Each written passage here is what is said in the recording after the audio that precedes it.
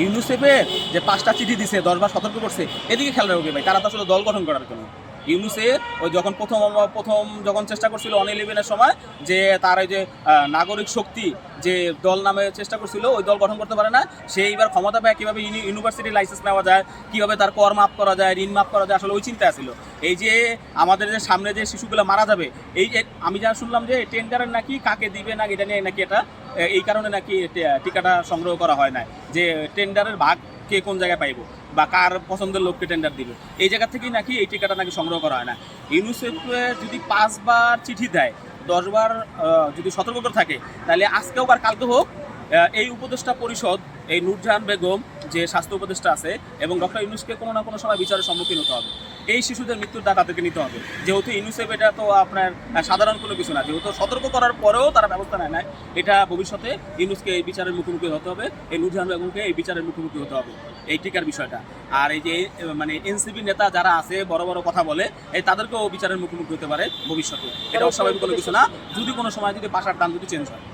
আপনি কি মনে করেন এই আমি আরো ভাই এটা তো মহামারী আকারে, আমি তো আসলে এটা বলতে, আমরা তো বিভিন্ন সময় মনে করেন যে অনেক কিছু নিয়ে আমরা করে থাকি, যে আমরা আশা করি তো ভাই সবাই সুস্থ হয়ে বাসায় ফিরুক, কিন্তু এরকম মানে তিতা হলেও সত্য যে আমরা যে খবরগুলো পাইতেছি যে হয়তো আরও প্রাণহানি ঘটতে পারে। তো এটা আসলে কত পর্যন্ত যা ঠেকবে এটা আসলে আমরা সঠিক জানি না, কিন্তু আল্লাহর কাছে প্রার্থনা অন্তত পক্ষে যেন এই শিশুগুলো যেন রক্ষা পায়, আল্লাহ তাআলা যেন এই শিশুগুলোকে ন্যাক হায়াত দান করে।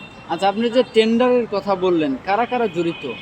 ভাই এগুলো তো ভাই লুটপাটেরা জড়িত ছিল, যারা মব সন্ত্রাস তৈরি করছিল তারাই তো জড়িত ছিল, যে সব কিছু দখল করে নিতে চাইছিল, যে অন্তত পক্ষে যে একটা গেছে, আওয়ামী লীগও গেছে, এবার বিএনপিরও তারাও আমরা মিলামিশে খায় পেলাম।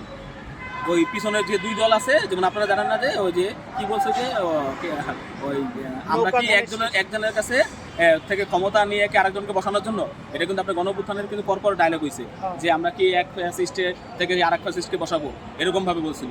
তারপরে বলছিল যে নৌকা ধানের শীষ 2 সাপের 1 বিষ।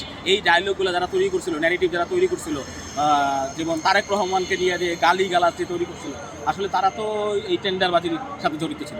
কারণ আপনারা সারাদিন আমাদের একটা সংসদের বক্তব্য ছিল, ওই বক্তব্যের ভিতরে সারাদিন বলছিল যে আসলে তারা যে একজনে ছিল যমুনাকে আন্দার, আর একজনে ছিল যমুনাকে বাহার, মানে এই যে 2 দলটা ছিল, আসলে তাদেরই এই টেন্ডারবাজি বলেন যা বলেন, এই তাদের কারণে এই আমের টিকা আসলে এই সংগ্রহ করতে পারে না। এই তাদের টানাপোড়ানে হয়তো বা তাদের পছন্দের লোকদেরকে হয়তো বা টেন্ডার দিতে চাইছিল, বা ওই নিয়ে একটা টানাপোড়ানের ভিতরে লাস্টে টিকাই আসে না। আর আজকে আমাদের এই শিশুগুলো মানে মৃত্যুর সঙ্গে পাঞ্জা লড়ছে এবং অনেকে মৃত্যু কোলে ঢেলে পড়ছে।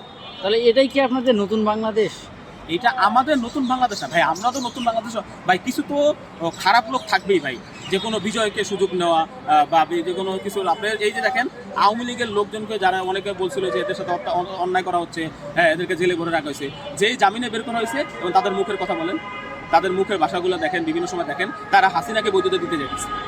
তো এরকমভাবে আপনি মনে করেন যে এই যে কোনো জিনিসের একটা সুযোগ নিতেই চায় একটা পক্ষ। তো আমাদের এই গণঅভ্যুত্থানের যে সৃষ্টি হয়েছে 5ই আগস্টে আমরা যে বিজয় পাইছি, বিজয়ের পরে যে একটা গোষ্ঠী লেগে আসছিল, আসলে তারা একটা দল গঠন করে বাংলাদেশের ক্ষমতার ভাগ নিবে।